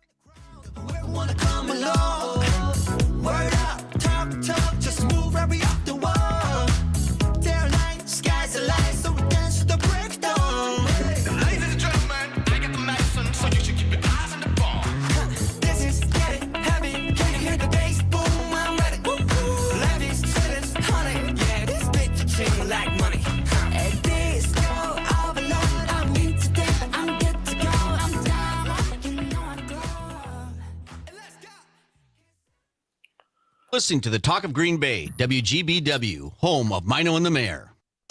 You can always continue the conversation on social media. Share your thoughts when you find and follow Civic Media on Facebook, X, and Instagram. For 97.9 WGBW News, I'm Lisa Hale. Outagamie County Sheriff's officials arrested 49-year-old Jake Reinhardt of Green Bay Tuesday in connection to the overdose death of a 43-year-old in Freedom in November. Police say Reinhardt supplied the fentanyl that resulted in the death. Reinhardt is charged with first-degree reckless homicide, delivery of drugs. The Brown County Drug Task Force and the Green Bay Police Department helped with the investigation. Sean Duffy wants a review of green transportation infrastructure policies and programs. Joanne Krulats explains. The U.S. Department of Transportation Secretary and former Republican congressman from Wisconsin has already frozen funding for a program that pays for installation of new electric vehicle charging stations around the state, and more may be on the way. The same memo that paused the EV charging grant program also includes a stop action on all Biden-era discretionary grants to build bike lanes and other green infrastructure, so the agency can review projects for possible removal.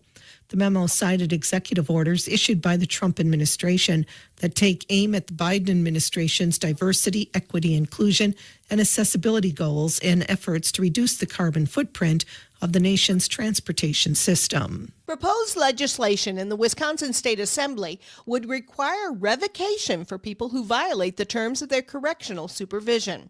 Currently, justice-involved individuals who violate the terms of their parole or probation or extended supervision could be recommended for a revocation hearing by their caseworkers. If the legislation becomes law, parole officers would be mandated to recommend a revocation if the individual is charged with a new offense. Opponents say there's already too many people being revoked for technical reasons. I'm Lisa Hale, 97.9 WGBW News. On your entertainment beat, I'm Pete Schwaba. Gwyneth Paltrow says that she and Timothée Chalamet have a lot of sex together, in a new film, that is. In a recent interview with Vanity Fair, Paltrow talked about her new film, Marty Supreme. Chalamet plays a professional ping pong player and Paltrow his love interest. Throughout the interview, Paltrow tries to make ping pong sound sexy, like Chalamet's character learned on the streets. Gwyneth made a point to say there was no intimacy coordinator on the set and that they handled the love scenes themselves. Sources have not confirmed or denied that to enhance the mood on the set, Paltrow lit a whole mess of scented candles she used to sell that supposedly smelled like her private parts. Google it. It's real. Timothée Chalamet is also prepared to launch a personal product of his own. It's a mustache comb called One Day I Might Need This. Marty Supreme will be released Christmas Day of 2025. For more showbiz fun, tune in to Night Lite with me, Pete Schwaba, weeknights from 6 to 8 p.m. on the Civic Media Radio Network. Enjoying this local program? Find the complete Civic Media lineup at civicmedia.us or the Civic Media app. I'm meteorologist Mace Michaels. Winter weather advisory for snow showers tonight and accumulations of 2 to 5 inches, along with a gusty breeze as high as 30 miles an hour, producing areas of blowing snow. A low in the mid-20s. Sun returns for tomorrow, high upper 30s. Right now it's 33. National Agriculture Week is here. Let's take a moment to bring attention to and celebrate the important role agriculture plays in our daily lives and that our Wisconsin farms play in feeding communities throughout the United States. This message made possible by local American Family Insurance agent Kyle Lang, offering home, farmland, auto, and life insurance. Visit KyleLangAgency.com to request a quote. Insure carefully, dream fearlessly with American Family Insurance agent Kyle Lang. This National Ag Week, we salute the men and women of agriculture. Quality Roasting would like to thank everyone involved in farming for their hard work and dedication helping to feed America. With flexible feeding options, Quality Roasting is here to help you explore how high oleic soybeans can fit into your farm's strategy and make an impact. Quality Roasting, a local soybean processor since 1991. Call today, 920-775-9279 to sell your soybeans. Dom Selvia. Next time, Trump's Agriculture Department continues to act.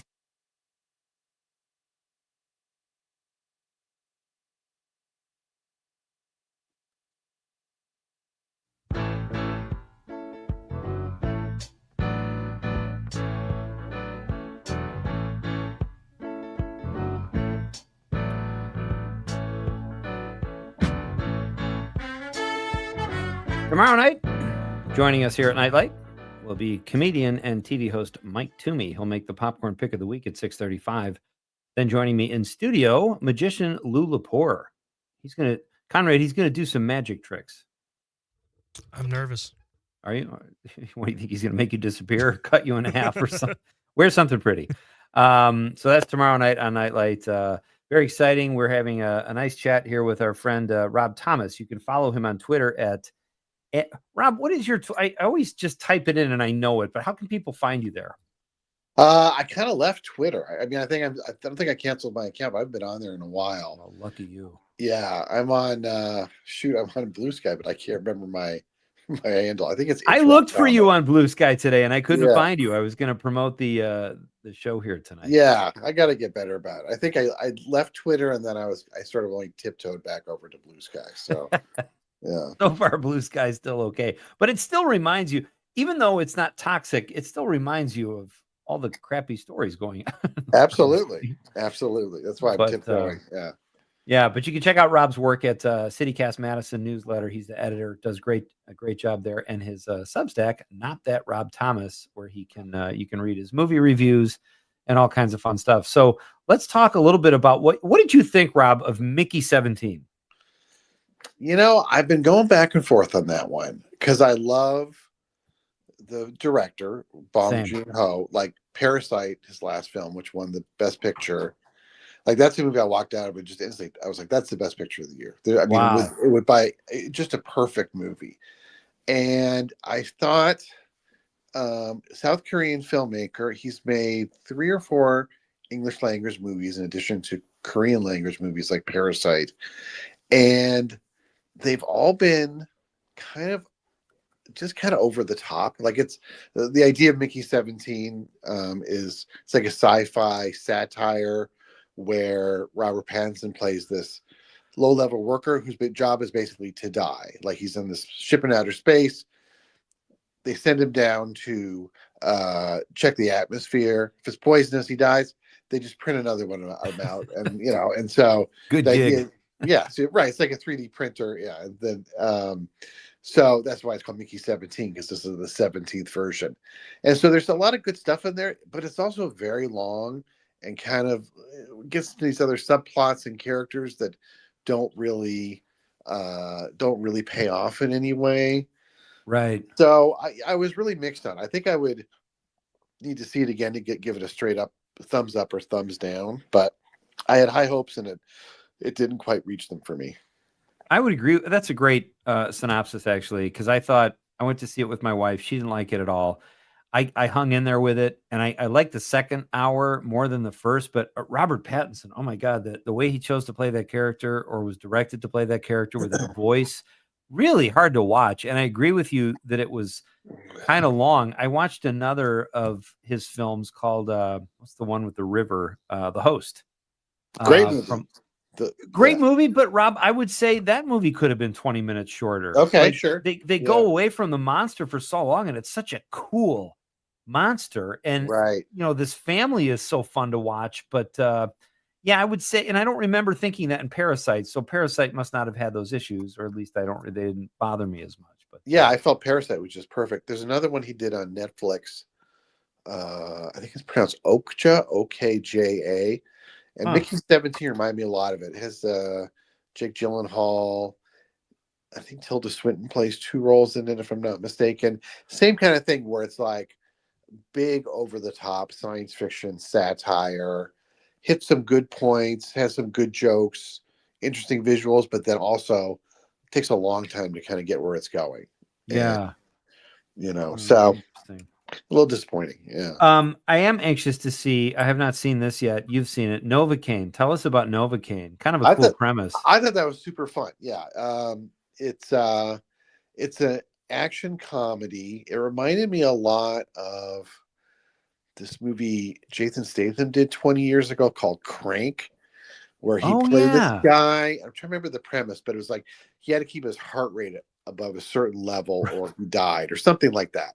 And so it's a action movie, but it's almost like a live action cartoon.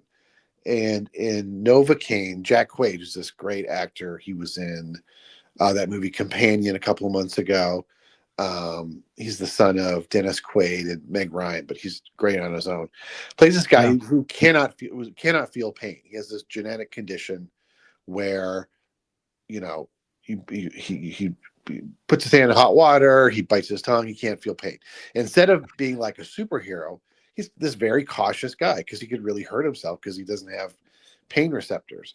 Anyway, he gets drawn into this thing where his new girlfriend gets kidnapped by bank robbers, and it becomes this like super violent but very funny action movie because he, the bad guys are hitting him and doing all these things, and he just doesn't feel a thing. Like, and it's just really very clever with the premise, and he's just so funny. He's this kind of normal guy who's just sort of, his only superpower is he can just take a lot of punishment because he doesn't really feel it. That reminds me of Homer Simpson when he boxed Mike Tyson, and his only redeeming quality was that you could beat the hell out of him. Right. Exactly. But he couldn't hurt you. But yeah, Jack Quaid is he was in The Boys too. I know, and he's very likable and a nepo baby, but he's a good everyman, I think. I am excited to see the film Novocaine. What else was I going to ask you about? Oh, Last Breath. This one kind of confused me because it's been out for like a couple weeks now, but they didn't release it to critics till kind of late, and I thought that was a bad sign. But everyone I've talked to loves it. Yeah, I saw it. I think I've told you I'm a fan of the mystery movies that Marcus and AMC do on Monday nights sometimes. Yeah. This was a mystery movie I saw. I thought it was great. I really based on a true story, and the director directed a documentary version of the same story and has now done a fictionalized version with Woody Harrelson. So it's very, to me, it's very grounded in reality and telling the story of this diver, this group of divers who work on the undersea, like oil lines that run at the bottom of the ocean in the North Sea. And there's this accident, there's a storm, there's malfunction, and one diver gets basically stuck down there for minutes without oxygen. And it's about, him trying to survive. It's about the people up on the ship trying to get to him. It's about, the other divers are sort of on the diving bell trying to figure. And I thought it was really suspenseful and well done, well acted, and really made you scared of being underwater. Like I would love to see the making of, because I'm sure they shot a lot of this underwater, and it really is pretty terrifying. I didn't really think about it that much, but it's like, you got a few minutes of oxygen and that's it, buddy. I mean, there's no, yeah. So I'm scared to death of underwater anyway. I mean, it creeps me out to begin with. What I did like about this film, Rob, and I hate to say this because so many movies I've seen this year have been so long. It's right. like the producers, directors, whomever are so happy with what they do, they don't want to cut anything. And this film, if I recall, is only like an hour and a half long. Yeah. Yeah. It's very tight. That's also why I want to see Black Bag, because that's let's talk about that. What have you heard? It's getting good reviews. It's Steven Soderbergh, a spy thriller. It sounds great. Fantastic reviews, fantastic cast. The director, Steven Soderbergh, like you say. The writer is David Koepp, great screenwriter, Jurassic Park, UW graduate, who's actually coming to the Wisconsin Film Festival in a couple of weeks with another film. Yeah.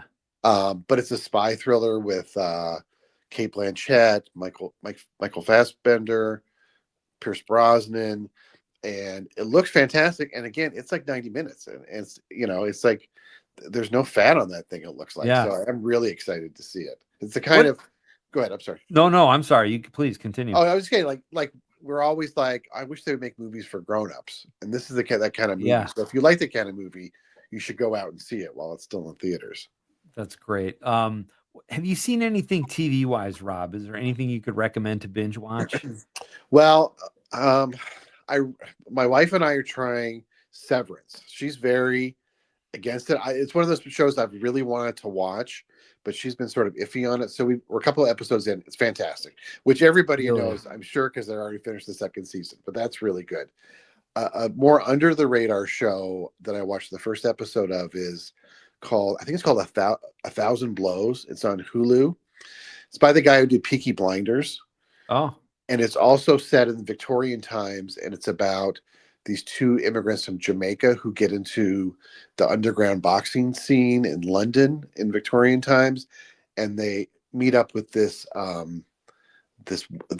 female thief. She leads this gang of lady thieves, and I don't know who that actress is. She's phenomenal. Like, she's so good. I got to find who she is, but I got hooked from the first episode. I think it's only like a 6-episode miniseries or something like I love that. But those too. It's so it's another one where the time commitment is not punishing. So I'm excited to follow that one up. I've heard so much great stuff about Severance, but then I read what it's about and I'm like, is this up my alley? But it's gotten to the point where so many people love it, I have to check it out.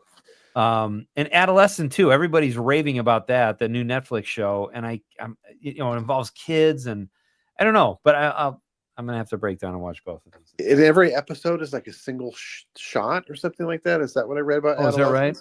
Yeah, Oh, like wow. They shoot everything in one take, which sounds that's fascinating. Yeah. Okay. Rob Thomas is my guest. We're talking TV and movies. He is the CityCast Madison newsletter editor and does great work. Follow him at Not That Rob Thomas Substack and read all of his reviews. They're very informative and always fun to read. What do you know about this De Niro movie, Rob? It's not reviewing well. The Alto Knights. He plays both Frank Costello and I think Vito Genovese plays two roles. It's not reviewing well though. Well, I'm curious just because it's so weird. Like, right, you can't find, Harvey Keitel's busy. You can't hire him for, you know what I mean? Like, right. Where's Joe kind of Pesci? role, Yeah. You could, Robert De Niro could spread around a little bit and give that to somebody else. Right.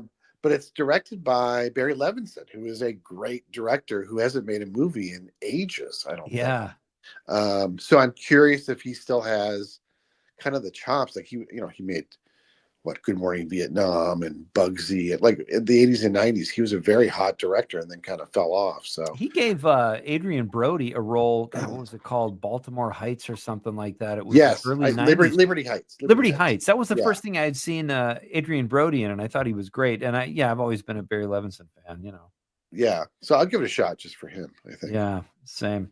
Let's talk about the Wisconsin Film Festival a little bit, Rob. You did a great article for CityCast Madison talking about some of the films that we're anticipating. What do you think looks like something that would intrigue you as a critic or just a movie fan for that matter? There's a lot. There's like 170 films over 8 days. There's some screenings that have sold out right away. There are others that are more sleepers. There was one, a documentary about cheese called Shelf Life. That's sort of like about almost like the philosophical love of cheese that looks really, really good. Oh, wow. There's a crazy looking Nicolas Cage movie called The Surfer, which looks really fun. There's a lot of really interesting movies. Boy, Nicolas Cage, this guy has been like in every movie. Like that's one of his. Is that new? I've never even heard of that. It's new. Yeah. Okay. He plays this guy. It's like a thriller. He plays this guy who comes back to the beach town where he grew up. Like I think it's in Australia. Okay. He's now a tycoon. He's bought a house, brought his son, and he's bullied by the local surf dudes. And so it's sort of like a psychological thriller. Huh. And it looks like one of his, trademark kind of wild performances, I think. Right. It looks really interesting. Yeah. That's cool. All right. We're talking with Rob Thomas. We're going to take a very short break and he will help us or spend a couple more minutes with us. Rob, I might ask you about another big event happening at the Wisconsin Film Festival that I noticed was absent from CityCast Madison. So I'll give Rob a hard time about that when we come back after this very short break. It's Nightlight with Pete Schwaba on the Civic Media Radio Network.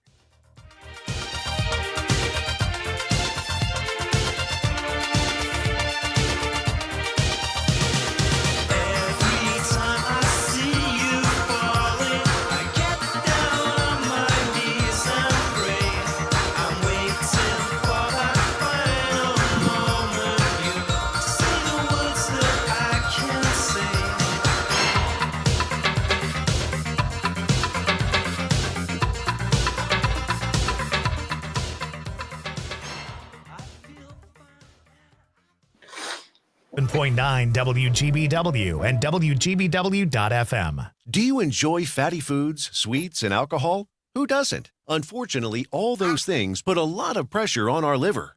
That's why pharmacist, best-selling author, and nutritional expert Sherry Torkos recommends Active Liver from New Nordic. The liver is an incredible organ. It works nonstop to process toxins and chemicals from our food and drinks, medications we take, and even environmental exposures. As a health expert, I'm often asked how to support the liver's natural detoxification process and offset the effects of fatty foods, sugar, and alcohol. I recommend Active Liver by New Nordic. This gentle plant-based supplement is an effective way to support your liver's vital functions as well as your energy and overall well-being. With its powerful blend of turmeric, milk thistle, and globe artichoke extract, Active Liver is the perfect way to keep your liver healthy and you feeling your best. Active Liver is available in both a delicious gummy or tablet. You can find Active Liver in the vitamin aisle at your local CVS or online at Amazon or newnordicusa.com. I'm Dan Schaefer. Let's recombobulate. Folks, we've got to talk about Derek Van Orden. The second-term congressman representing Wisconsin's 3rd District is at it again, dodging public meetings and making all kinds of unhinged comments. As many scramble and struggle to understand the chaos of what's happening in Washington, D.C. and how it's impacting people here in Wisconsin, Van Orden has been as frustrating and disrespectful as ever. In one instance, Van Orden took to social media to berate a veteran who had been fired from his job at the VA by Elon Musk's Department of Government Efficiency. And the veteran in question is simply someone who was just reaching out to his congressman, looking for answers. Van Orden's office has also hastily canceled public meetings, and he has made some especially wild accusations about people who have been attending these public events. Congressman Van Orden needs to stop this unhinged madness, and more importantly, be more available and accountable to his constituents. Find all of Dan's work.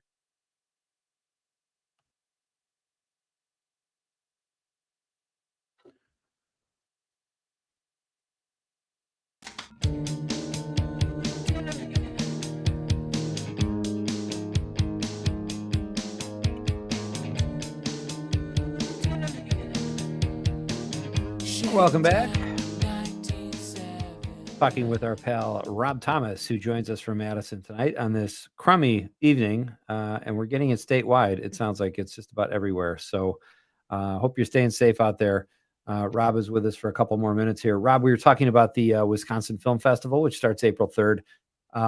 What do you know anything about this film, A Road at Night? I have the director John Roach coming on the show next week to discuss it, and it sounds really like it hits very close to home here for Wisconsinites. Yeah, a super powerful documentary, and Badgers basketball fans may know the story of Howard Moore, who was a basketball star at the Badgers and then became an assistant coach. And then his family was involved in this awful car accident a few years ago. And it follows his story. And I don't want to give too much away. But I saw the trailer for it at the film festival, and it looks really powerful. And of course, John Roach is a staple in Madison, writes for writer, co-wrote the Straight Story, the David Lynch film. So I'm really interested to see the documentary. Sounds like it's going to be really powerful. He's on the Wisconsin Film Festival episode of Director's Cut on PBS that will be out March 31st. And I had a chance to talk to him before I interviewed him on TV. I didn't know this, and I don't know that you know this or that you would know this, but when he was a TV producer in Chicago and I was in college, he created a show called The Sports Writers on TV. Oh, these I know that show. Yeah. Yeah, it was like I felt like it was ahead of its time. I was glued to it, like these old guys smoking cigars talking about sport. It was like pre-sports radio, you know? Yeah, and they were like they looked like they were out of Central Casting. Yeah, sports writers. Yeah. Oh, that's fantastic. I had no idea because I lived in Chicago in the '90s and would be transfixed by those guys as well. Yeah. Yeah, he's an interesting guy, so I'm excited to talk to him. And then the other one I wanted to ask you about was Milk Punch. That sounds interesting. It's a 25th anniversary screening. Yeah. And that's a movie it was at the 2000 Wisconsin Film Festival, and I've got like a VHS screener of it somewhere. I kept but it was shot in and around Madison, this kind of super low budget indie comedy. And so the director Eric Gunnison and a lot of the crew and cast are coming back for this anniversary screening. I'm excited because honestly, aside from the film being entertaining, like you just will get a chance to see Madison. It doesn't exist anymore. Places like O'Kay's Corral and all these places that have, closed or burned down or whatever. So it's going to be a real time warp. Nice. All right. Here's the one other event. I hope you can make it, Rob. My sometime writing partner, Greg Liana, is screening his original Meet the Parents, which went on to become, the big, I think one of the highest grossing live action franchises anyway, with Ben Stiller and Robert De Niro, Meet the Parents. But Greg shot an indie film in Chicago, like in 1989, before I even knew him. It's hilarious, much darker than the studio version. He's going to show that at the Barrymore at 1:00 on Saturday, April 4th. And I'm going to host the Q&A and introduce the film. So, yeah, I've talked to Greg about it a few times on the air here and on Director's Cut. So that will be a fun event for people looking for something to do Saturday afternoon at the film festival. That's great. And yeah, those Barrymore screen, that's a big theater. So, that's great. It's going to be super fun to see with the big crowd. I don't think for most of those you have to worry about them selling out. So, if you don't get tickets in advance, you can probably just walk up and get a ticket. And they have the best popcorn in town at the Barrymore, I will say too. So, oh, really? You know what? I've been there so many times. I've never had their popcorn. It's the old school popcorn. You got to get it. Yeah. Are you? Do you get like a pass? Do you review movies that are there? Or do you just kind of go as a fan? I got passes for a few films, and back in the day, I would hit like 4 movies a day and write about them all. Isn't that great? It's fun. You miss your family, but so I'm gonna take it more casually this year. But I think I'll write something, almost every day for my Substack on stuff that I see. Yeah. So there's just so much good stuff. Yeah. Fantastic. Well, we'll be looking for that. Keep up the great work. Always fun to talk to you, buddy. And if I don't talk to you before, I'll see you at the festival. Yeah, it'll be great to run into you, Pete. Yeah, likewise. All right. Thanks, Rob. Have a great night. All right. Stay warm and stay dry, people. That was Rob Thomas. I'd like to thank him for being on the show, as well as my friend Scott Clace, always fun to talk to Scott and find out about some of the roles that he's played over the years. And thank you for all your texts. That was a good question, Conrad, don't you think? Yeah, it was. It was great. Are you giving me the thumbs up? Yeah, we'll say that. I didn't miss any text, did I? I don't believe so. Okay, good. So what are you going to do now? It's freezing outside. The roads are bad. Did you have trouble getting there tonight? No, actually, I got here around 2:30, so it wasn't terrible when I got here. I want to tell you something too. When we're both parked in the garage, you got to let me know, because last night I said, all right, I'll see you tomorrow. And I went under that chain, and as I'm walking in my car, I heard the chain go up and crash down again. And I thought I was about to be jumped. So I'm looking over my shoulders, and then I see that it's you. I'm like, why didn't he just say something? We could have formed a safer in numbers group as we walk to the garage in downtown Green Bay. I don't have to do that tonight. My car's right outside. I should have. Oh, nice. I don't know. I should have parked in the garage though, because my car's full of snow now. Oh, that'll be fun. Tomorrow night, ladies and gentlemen, I hope you can join us. We'll have Mike Toomey here at 6:35. He's going to make the popcorn pick of the week. He is a WGN morning show host and a great comedian. And then local magician Lou Lepore joins the show in studio, and he's going to talk about Wisconsin native Harry Houdini. And we hope you can join us tomorrow night too and be part of the show like you always are. It makes it so much more fun. On behalf of the lovable producer Conrad, I'm Pete Schwaba saying good night, Wisconsin.